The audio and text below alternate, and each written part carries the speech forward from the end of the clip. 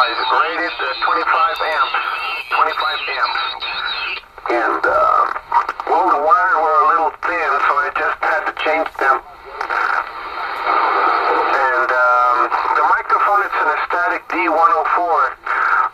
Basically, it would be the components of a mobile, telex, a telex amplified microphone. I don't know if you know those gray ones that have, metal plates stamped on. They usually use it for aircraft operations, aircraft communications. The amplifier telex double header, and that microphone broke, and I just slipped the components into this microphone, the D104. This D104 was a non-amplified version. So we put everything in. We put the amplifier, we put the element, the dynamic element, and that's what we're running right now. Go ahead. Okay, and all right, just a few more questions. Is there a mic gain control on the microphone, and what is the transceiver again? You got operator Scott here, by the way. Scott like Scotland there. Go ahead. Okay, thank you, Scott. Yes, yeah, everything is like stock, like the stock amplified one. Let me see here.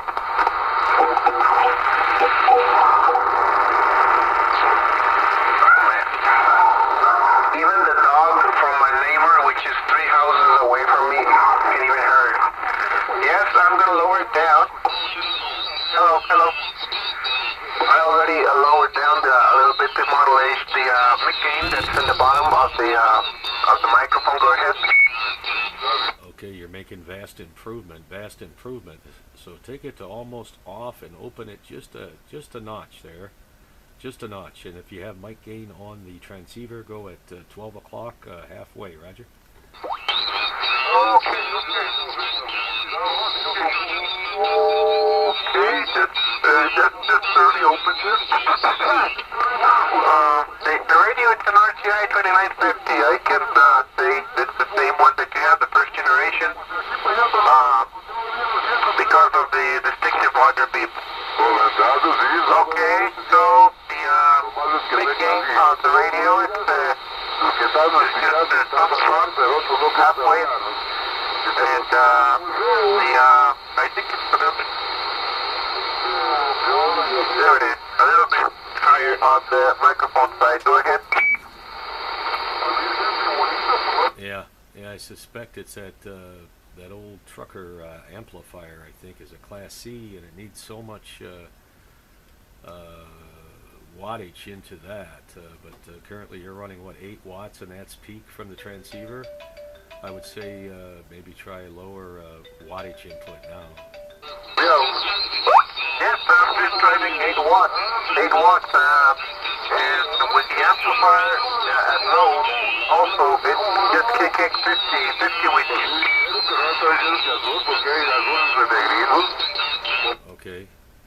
Okay, but you're driving it with 8 watts. Do you know the recommended wattage to drive it with? Over. It would be 12.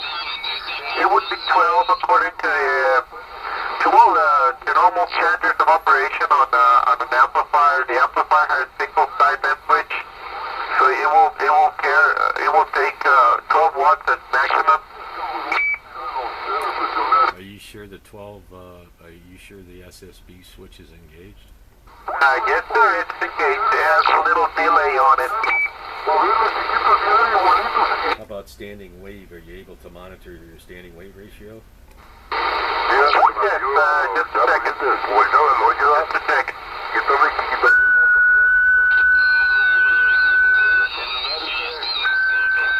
1.4. 1.4. Yeah, it's interesting how the whistle is clearer than the modulation. Yeah, the whistle is beautiful. Okay. Hey, thanks, sir. Scott. This is Carlo. Carlo, by the way. Charlie, Alpha, Romeo, Lima, Oscar. Don't here. Yes, basically, I don't know how you're receiving my signal. I don't know if you're receiving a very strong signal on your end. But normally at the distance, I haven't got any bad reports or any details. I believe that on the distance, the signal gets clear, but maybe when we're speaking very close or very strong stations are coming in, as well as transmitting, and they were getting my signals so strong, maybe the distortion comes in. No, it's pretty prominent, Carlos, and I will upload the video. You'll see and hear it. Very good signal, and 5 and 7 all the way. No other stations interfering with you, but the modulation is definitely something to improve on. I don't know. Do you have another spare microphone, like a stock mic, or? Yes, let me try to change this. Let me try to change the microphone.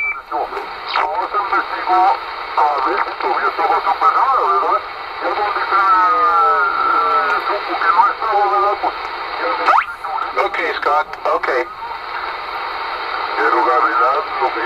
Yeah, go ahead. Original static D104 Minuteman 2 mobile microphone. D104, yes. Minuteman 2 microphone. That's what I'm using right now. Yeah, I like it, Carlos. I like it. It's an improvement. I think you can work that. Now, I decreased my RF gain, and as you said, and it's amazing you're only running 50 whiskeys. Just overloading the receiver on this transceiver almost. What kind of antenna you got up there, mate? Yes, thank you, Scott. Thank you very much. The antenna, it's a high gain CLR2. High gain CLR2. It's the ground plane antenna, a vertical ground plane antenna. It's 5/8 wavelength, and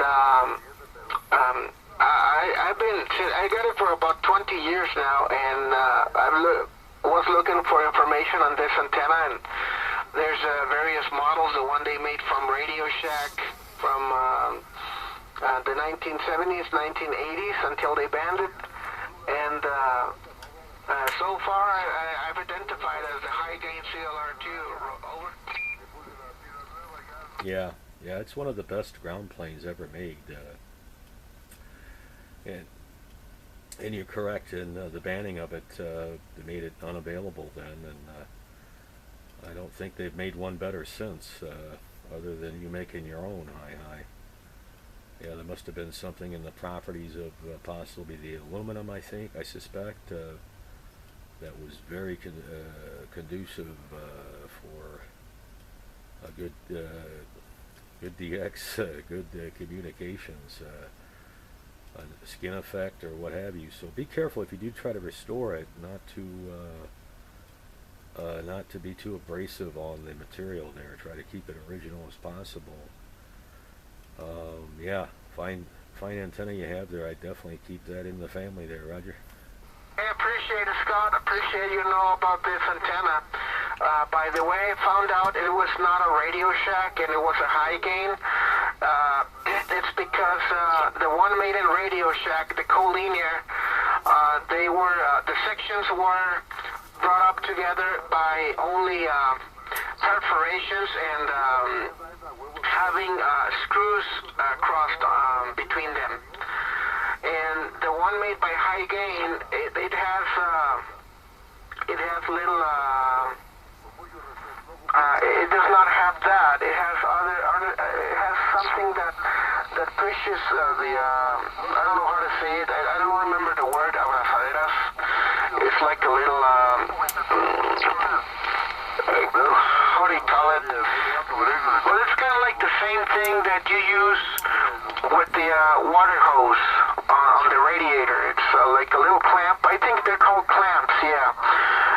Adjustable clamps. There's some aluminum clamps that actually only keeps the pipe, the aluminum pipes to go to it's only by clamp. So that, supposedly by the advertisements on high gain on that antenna, they use clamps, and the one advertised by Radio Shack, they use screws across them. So, and I know that for a fact that this kind of antenna doesn't handle very much wattage. I have sitting there a Palomar 300A, which I only tested with a mobile antenna here, use it as a base station, and I cannot put more than 200 or 250 whiskeys, otherwise the matching device is going to blow up. Over.